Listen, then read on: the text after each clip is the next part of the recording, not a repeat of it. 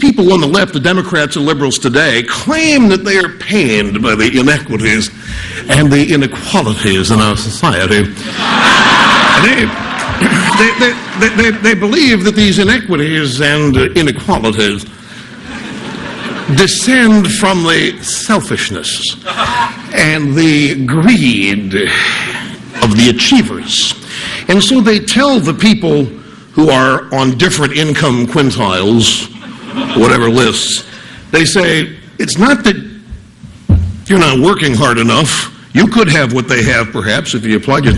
They're stealing it from you. So what liberals do, and I say this again to another thing, I know people in the country are watching. I was watching a focus group after some event this week. It might have been after Obama's State of the Union show. And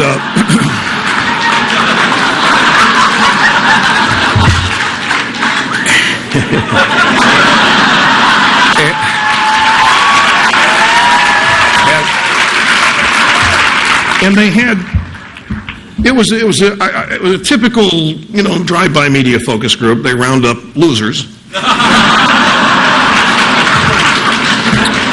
who hear Obama speak and think that the next day their gas tanks are going to get filled up. They're going to get a new house, a new kitchen, a new car. So this one guy said, it was some guy responding to Bobby Jindal. Oh, by the way, did you hear about Joe Biden? Joe Biden was mystified how Bobby Jindal got his shift off at 7-Eleven that night to make the speech. Wait a minute. All right, time out. Suspend speech for explanation. People watching at home. See, I'm glad this happened. You think I just made a joke, an ethnic joke about Bobby Jindal, don't you? I didn't. I made a joke about the bigotry of the Vice President of the United States, Joe Biden.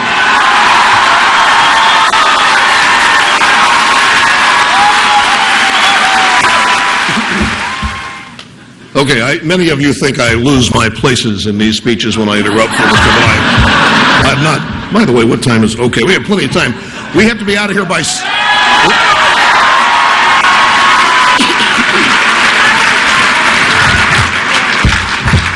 We have to be out of here by 6, otherwise there's... All right, okay. Depends on how you behave. I'll decide as we go on. Excuse me. Have you ever noticed, those of you watching around the world in my first international address to the world, Fox is on some international satellites. They're watching this in the UK right now going... If you really want to unhinge a liberal, it's hard to do because they're so unhinged now anyway, even after they... But all you have to do is say, you know what, the things you people do, the things you people believe in, there's no reason to be afraid of these people. But why in the world would you be afraid of the deranged? There really is no reason to be afraid of them. Let me define bipartisanship for you first. Bipartisanship is everybody seems to go orgasmic over the concept of bipartisanship. Don't worry, I checked with Fox. That word's okay. Remember,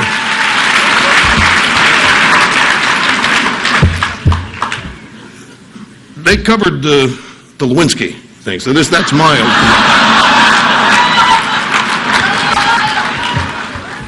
Where is the compromise between good and evil?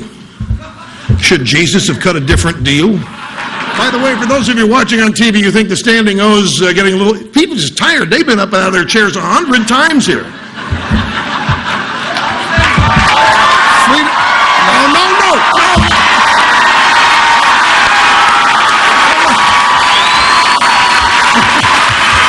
Give it up. This is a funny story. Show you how I can hijack a news cycle even by doing nothing.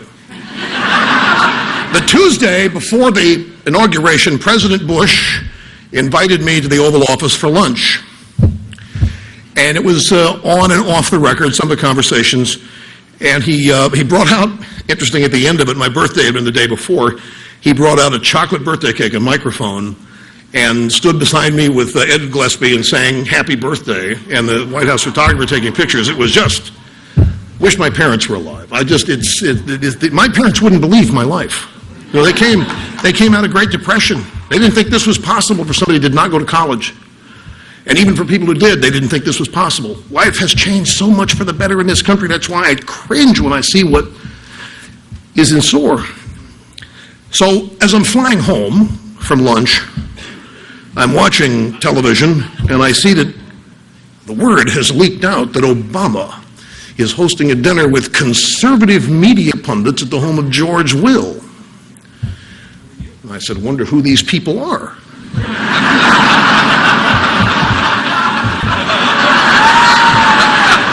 I know they're in the media. One of them is going to have to leak it. Sure as heck, one did.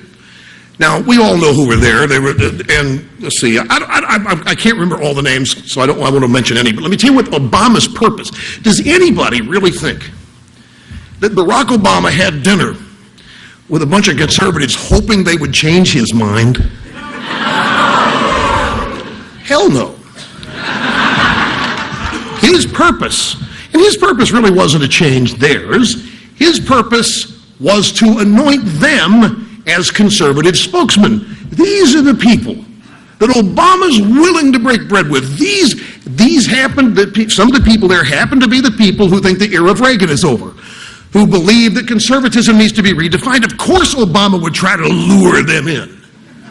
Well, all of a sudden, I get home about 5 o'clock, and my email is jammed with questions from reporters. Is that why you took the day off today? Is that why you're not on the air? Is that why are you going to dinner with Obama?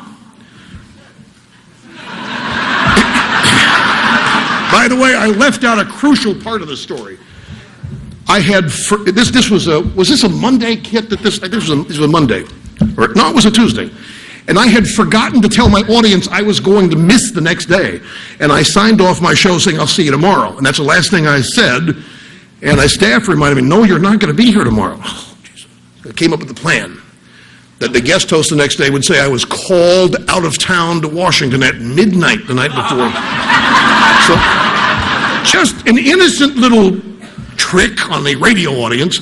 Everybody picked that up and thinks I'm invited to the Obama. So those people that were invited to it got less coverage than I did, and I didn't even know about it. So, thank you all.